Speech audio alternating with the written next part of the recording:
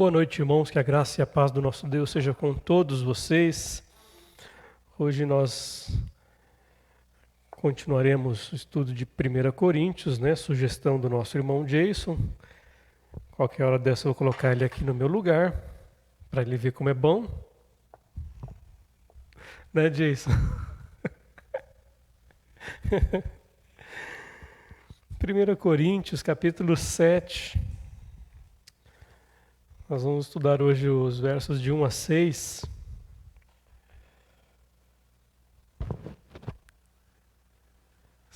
Primeira Coríntios 7, de 1 a 6.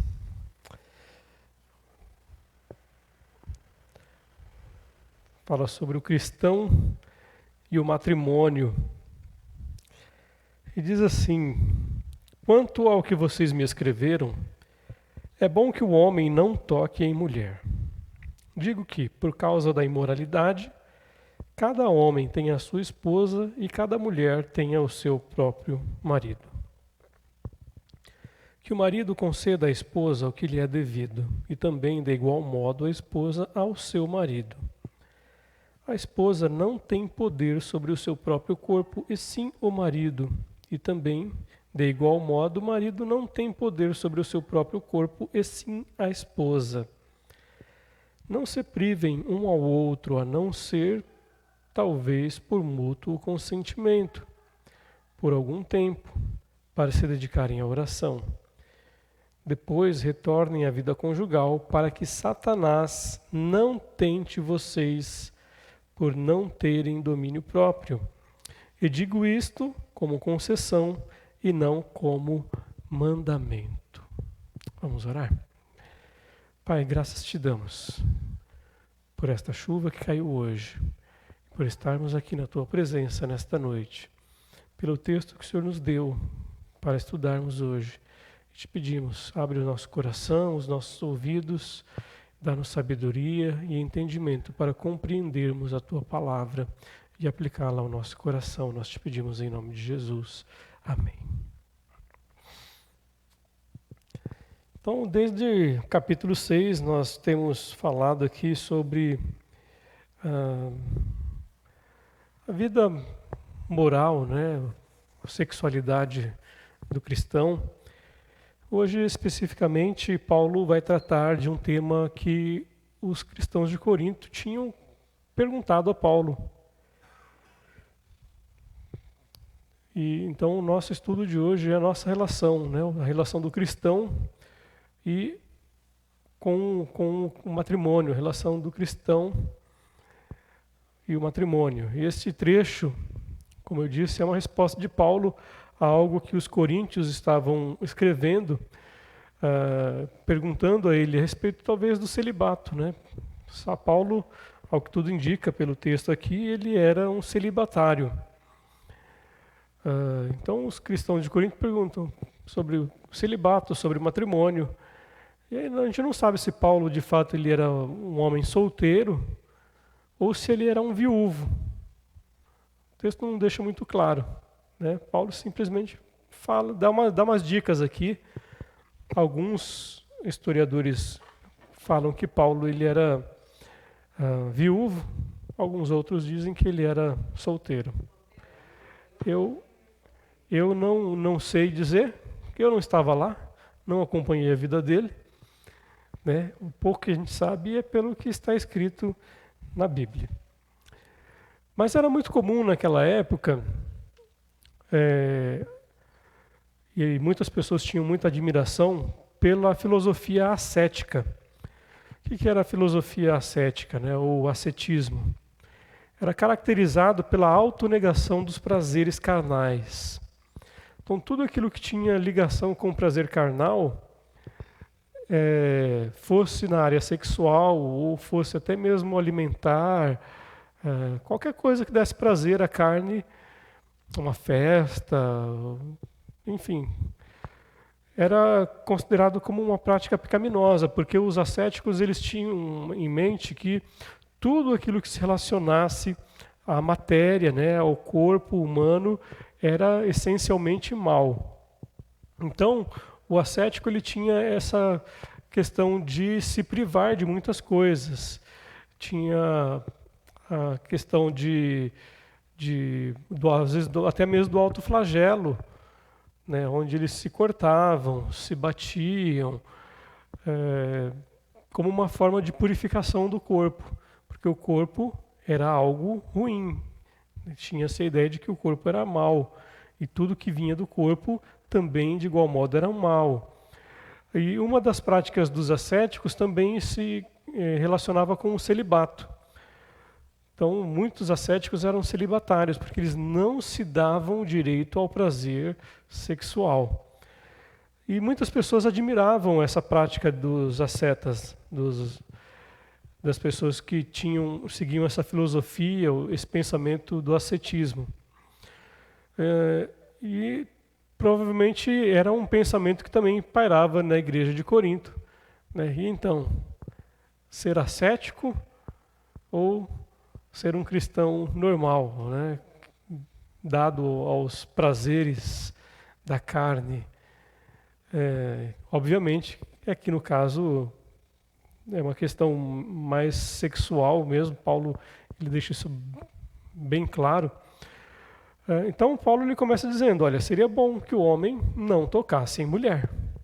Ou seja, seria bom que o homem fosse celibatário.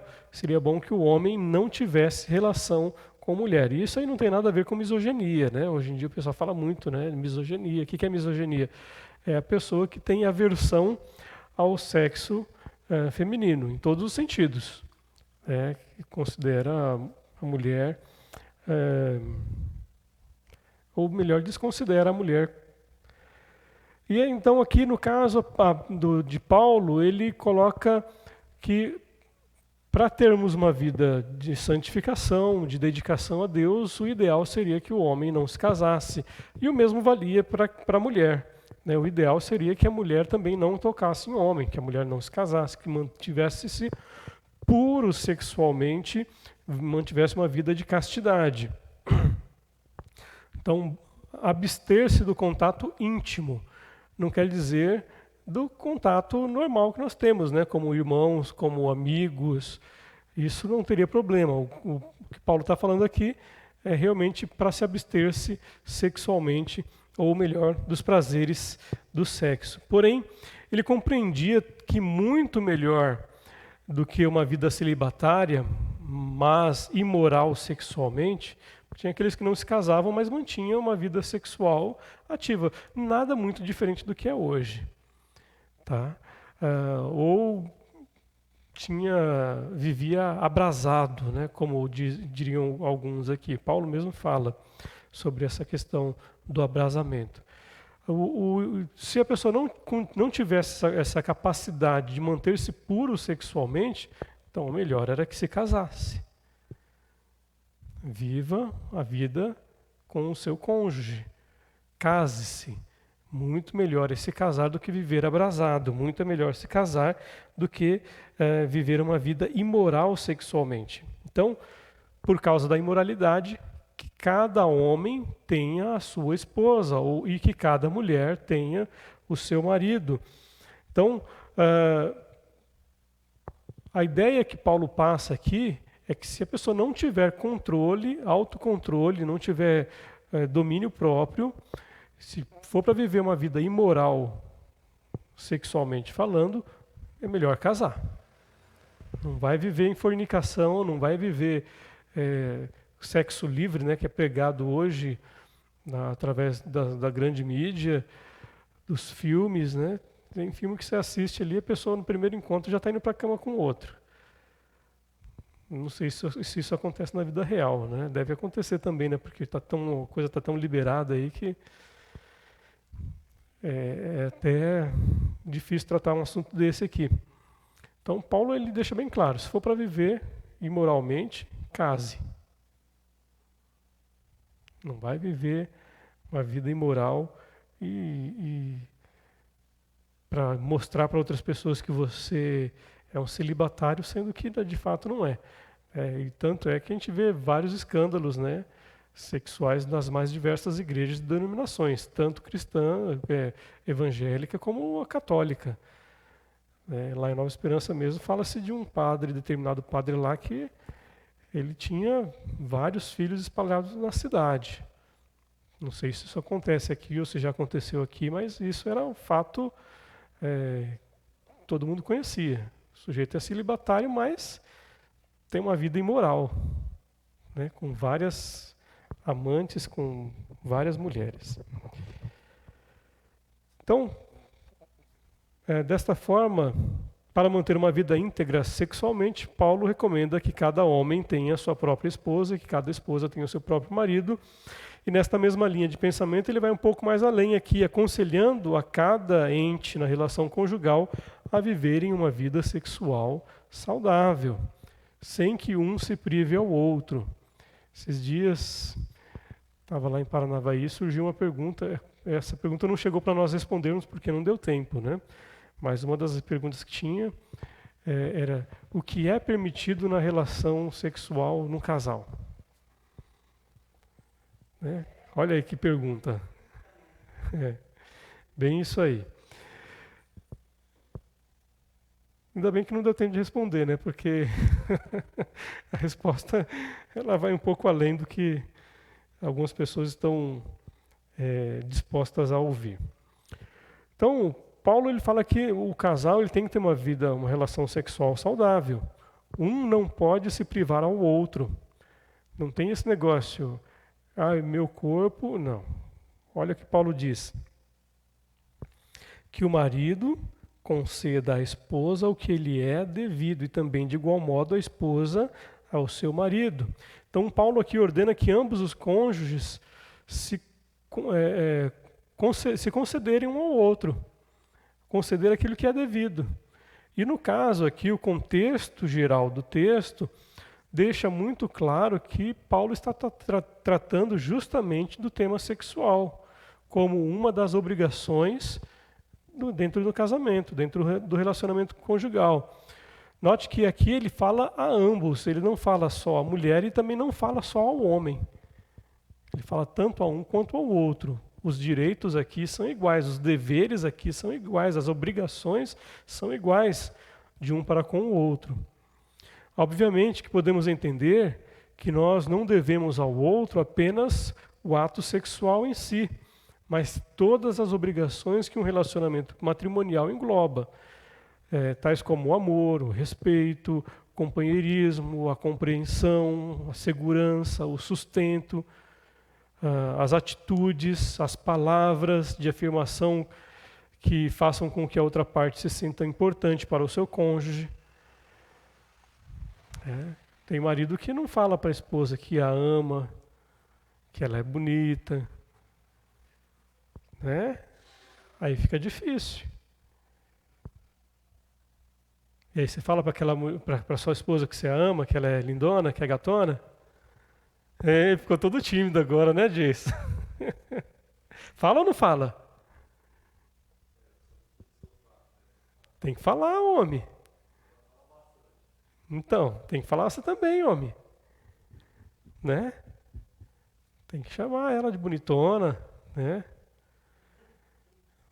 Lá em casa a gente fala, né, Ana? Até demais, né?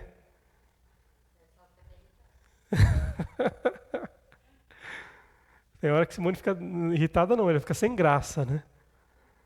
E a gente começa a falar e ela, vocês param aqui, vocês estão me deixando sem graça. Que a gente faz umas gracinhas, né? Aí ela fica meio sem graça. Apesar de Paulo afirmar que um deve pagar ao outro o que lhe é devido, né? E também isso engloba toda a questão conjugal, né? Inclusive essa questão dos elogios, né? De dizer ao outro que ama. Não apenas falar com os lábios, mas demonstrar também. Porque às vezes a gente fala, mas a gente não demonstra com atitude que ama. E aí fica mais complicado, né? Então, apesar de Paulo dizer que um deve pagar ao outro o que é devido, nós precisamos ter a consciência de que não adianta a pessoa tratar a outra nos cascos, né? E tratar o que é devido aqui no cunho sexual mesmo. Aí o sujeito trata a esposa o dia inteiro no casco, né? Tratando mal. Chega à noite e o cara quer um aconchego, né? Vai ficar difícil, né? Meio difícil.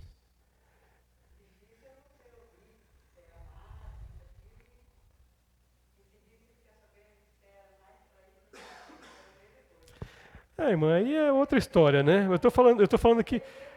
Agora a gente está falando de um relacionamento saudável, né? Aí já não é um relacionamento saudável, aí é um relacionamento doentio. Uhum.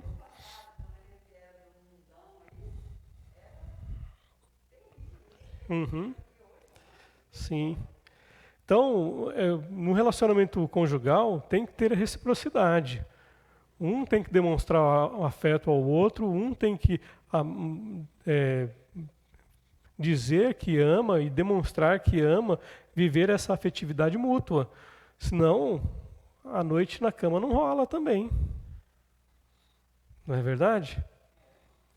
Então, tem que ter reciprocidade. Entretanto, pelo contexto do assunto que Paulo trata, a ênfase no texto aqui é realmente da relação sexual do casal, uma relação que seja saudável. Agora, se você perguntar para mim, o que pode entre quatro paredes, deixa a tua imaginação livre aí. Tá? Desde que haja consenso entre os dois, é claro, né? A relação sexual saudável entre o casal deve ser primada para evitar que ambos sejam tentados a ter uma vida imoral sexualmente e até mesmo, quem sabe, uma relação extraconjugal. Tá? Aquele negócio da esposa falar, eu vou dar um castigo para ele, ficar uma semana. Está abrindo brecha para o inimigo arrebentar teu casamento. Não é a mesma coisa o marido. Porque ela fez tal coisa, eu não quero nem chegar perto. Está abrindo a brecha para o inimigo entrar e destruir tudo. Sim, com certeza. Agora, depois que é convertido, a vida tem que ser diferente, né, irmã? Depois que entrega a vida a Jesus e tem uma vida regenerada, a vida tem que ser diferente. Agora, o cristão, a gente está falando do relacionamento conjugal cristão. Dentro do relacionamento conjugal cristão, eu já vi muita esposa falar e agir desta forma. Tá certo? Não, tá errado. Tá erradíssimo. Um não deve se privar ao outro. Um deve pagar ao outro que é devido. Tá? Deve ter o relacionamento sexual, o relacionamento íntimo, sim. Paulo insiste aqui em afirmar que na relação conjugal o corpo de um pertence ao outro. Portanto, um cônjuge possui direito sobre o corpo do outro. Né? Teu corpo pertence à tua esposa, companheiro. O corpo da tua esposa pertence a você. E aqui a gente não está falando de uma relação de domínio de um sobre o outro. Não é que o esposo manda na esposa. Eu quero hoje e tem que ser assim. Não. Claro que tudo tem que ser consensual. Tá?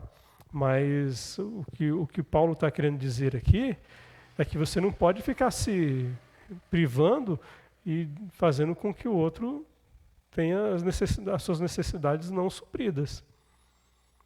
Isso é perigoso. Perigoso no relacionamento conjugal. Então, um pertence ao outro. Eu não pertenço a mim mesmo, Simone não se pertence a ela mesma. Eu pertenço a ela e ela pertence a mim. Ok? O termo aqui que é traduzido por tem poder, olha só. A esposa não tem poder sobre o seu próprio corpo, assim como o marido também, de igual modo, não tem poder sobre o seu próprio corpo, e sim a esposa. Ele tem, a tradução mais literal dele seria assim: a esposa exerce total autoridade sobre o corpo do esposo, assim como o esposo exerce total autoridade sobre o corpo da esposa. Ou seja, tanto o esposo quanto a esposa têm o direito de usar os seus corpos da forma que não tem o direito de usar o seu corpo da forma que bem entender, e sim o outro. É claro que na relação conjugal tudo deve ser feito de forma consensual, senão a coisa fica estranha, tá bom? Então, a real autoridade sobre o nosso corpo é do outro, não é nossa. Um tem obrigação para com o outro. Note que o texto também aqui é enfático em afirmar que há uma reciprocidade. Então, os dois são colocados aqui no mesmo nível, no mesmo patamar de igualdade. O texto não está falando, olha, que só o esposo tem direito sobre o corpo da esposa e nem que só a esposa tem direito sobre o corpo do esposo. Os dois são colocados no mesmo nível. Tá? Tanto um tem direito quanto o outro tem direito. E aí não tem desigualdade. A gente não pode falar que o esposo manda e a mulher obedece só. Tá? Claro que em casa não é disso. Normalmente quem manda é a patroa, né? É assim ou não é?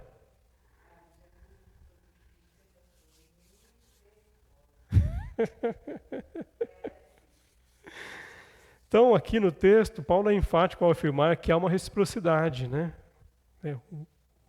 Esse movimento de um ao outro. Da mesma forma que vai, ele volta. Tá? Há uma valorização mútua aí. Não existe aqui um direito prevalente de um em detrimento do outro. Ambos são igualmente autoridade sobre o outro. Ou seja, o homem não tem mais autoridade que a mulher e nem tampouco a mulher tem mais autoridade que o esposo sobre o seu próprio corpo. O que Paulo quer clarificar aqui para os cristãos de Corinto é que o ato sexual no casamento entre o esposo e esposa é indispensável. Precisa haver. Por isso, um não deve se privar ao outro. Todavia, para Paulo, se houver um consenso entre os dois com relação a absterem-se um do outro nas relações sexuais por algum período, para fim de dedicarem-se mais profundamente à oração, à comunhão com Deus, à devoção, não há problema algum, desde que isso seja um consenso. Né? A esposa não pode simplesmente chegar assim, falar assim, ó, a partir de hoje aqui eu vou ficar um mês. Não, está errado. Tem que ser conversado. De repente a esposa fala assim para o esposo fala assim, opa, aí não, né? Uma semana tudo bem, agora um mês não dá, né? Ou o contrário também. Tem esposa que às vezes é mais chegada ao sexo do que o esposo.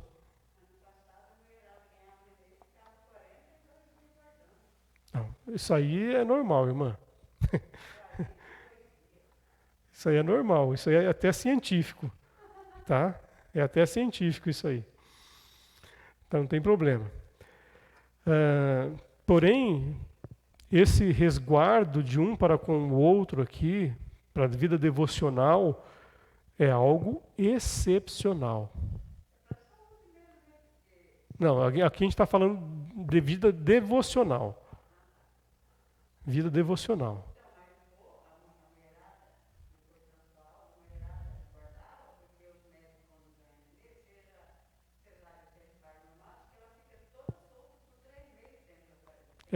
Mas aí já é outra história, irmã. Aí existe um consenso geral sobre isso. Agora, com relação à vida devocional, isso tem que ser realmente muito bem tratado e tem que ser uma coisa que os dois concordem.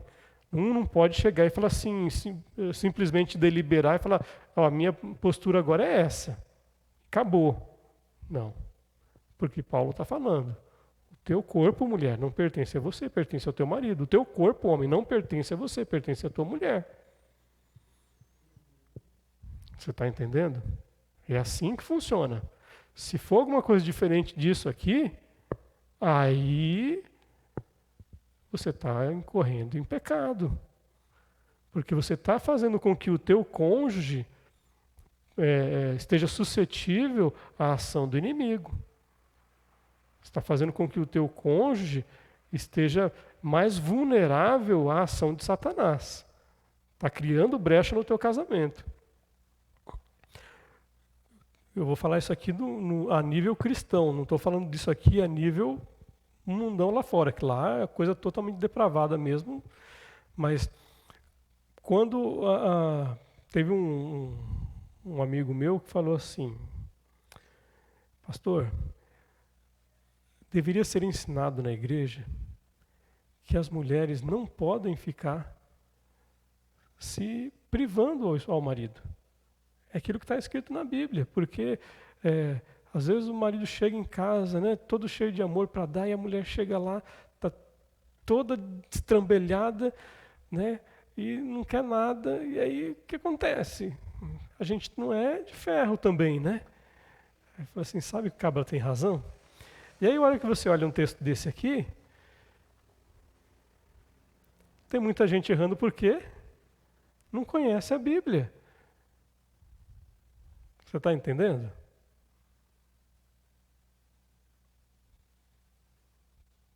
Tem mulher aí perdendo a família, perdendo o esposo, porque não conhece a Bíblia.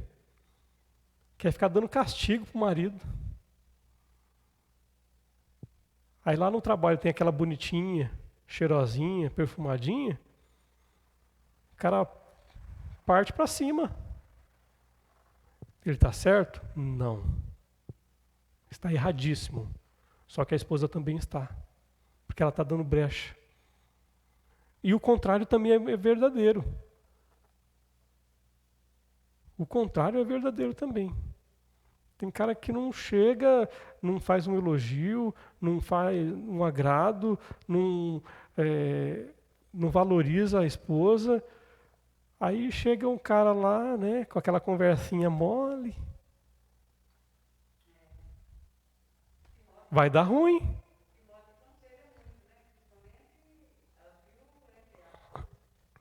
Vai dar ruim. Por quê? Meu marido não me valoriza, o outro está me valorizando. Você está entendendo?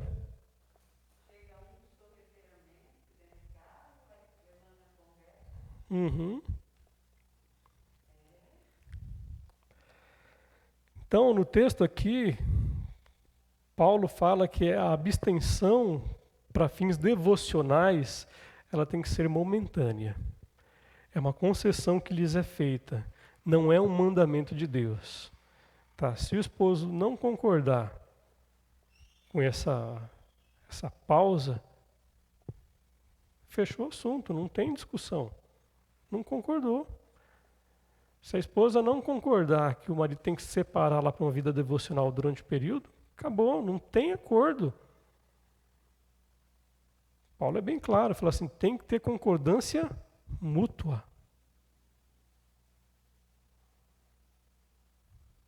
Está entendendo? Então, irmãos, precisamos ter uma vida sexual no nosso relacionamento com o nosso cônjuge de maneira saudável.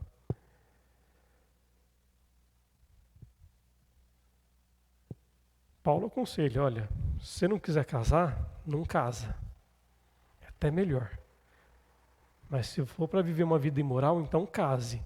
E aí, se você casar, saiba que você tem deveres a cumprir. Em todos os sentidos. Seja no afetivo, seja no sexual, seja no financeiro, em todas as áreas. Né? Abraçou, aí tem que assumir a responsabilidade. Então, baseado no texto que nós estudamos hoje, nós podemos entender que o cristão ele precisa manter uma vida de pureza sexual, seja dentro do casamento ou antes do casamento. Se for solteiro, pureza, castidade, né? Manter-se íntegro sexualmente falando. Preservar-se até o casamento. Se for casado, manter um casamento puro também. Relacionamento íntimo do casal e fechando todas as brechas para o inimigo ou fechando as brechas para que o outro não caia em tentação. Ou que a própria pessoa também não caia em tentação. Ok? Tanto o esposo quanto a esposa não podem se privar um ao outro sob qualquer pretexto, a não ser para um momento especial de comunhão com o Senhor e ainda assim sob concessão mútua. Ambos devem ter de pagar ao outro o que lhe é devido, assim terem um relacionamento saudável, de modo que Satanás não encontre brechas por onde possa entrar e destruir a relação matrimonial. Então, irmãos, para encerrar, eu não sei como é que está o seu casamento, não sei como é que está a sua vida, mas se a tua vida não estiver de acordo com os padrões da Bíblia, teu relacionamento conjugal, é hora de parar e rever alguns conceitos. Se você estiver devendo alguma coisa para sua esposa ou para o seu esposo, é bom acertar a conta. Antes que chegue alguém e acerte. Para que você não esteja também em pecado. Porque se você está se privando ao seu esposo ou à sua esposa, você está em pecado e está fazendo o outro pecar. Mais uma vez eu reforço. Isso não apenas na área sexual, mas em todas as áreas do casamento. Em todas as áreas.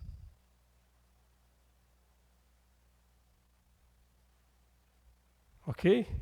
Compreendido? Semana que vem a gente continua falando aí a respeito dessa vida de castidade. Castidade, quando fala em castidade, não quer dizer que a pessoa não tenha uma vida sexual, tá, gente? Pelo contrário. Uma vida sexual saudável dentro dos padrões bíblicos, dentro dos padrões divinos, dos padrões de Deus. Hoje a gente vai até aí o 6. Semana que vem a gente vai entrar no 7º aí. Tá bom? É muito texto, então não dá pra gente ficar falando aí a noite inteira, né?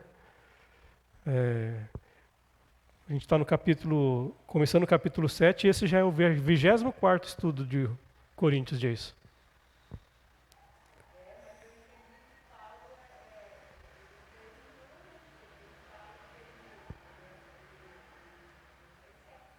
Oi? Sim, mas ninguém sabe se ele aderiu ao celibato sendo um viúvo ou um solteirão. Não tem essa informação. Tá bom? Então é isso aí. Semana que vem nós continuamos, né? Aí vai ser... o tema é o mesmo, né? Cristão e a vida matrimonial ou vida conjugal. Parte 2. Que Deus nos abençoe, nos dê sabedoria. Porque esse é um tema, assim, complexo e muitas vezes é constrangedor, né? Para alguns. O bacana da gente tratar assim de um livro específico ou de uma sequência é que não tem como fugir de certos assuntos, né? Que de uma outra forma a gente pularia e passaria batido, ainda que superficialmente nós precisamos abordar e tratar disso. E aí fica mais uma vez aquele muito claro que a Bíblia ela trata de todos os assuntos em todas as áreas. E ela é um livro, como diria Spurgeon, se eu não estou enganado, é o livro, aliás, ele é mais atual do que o jornal de amanhã. Né? Oi? Billy Graham.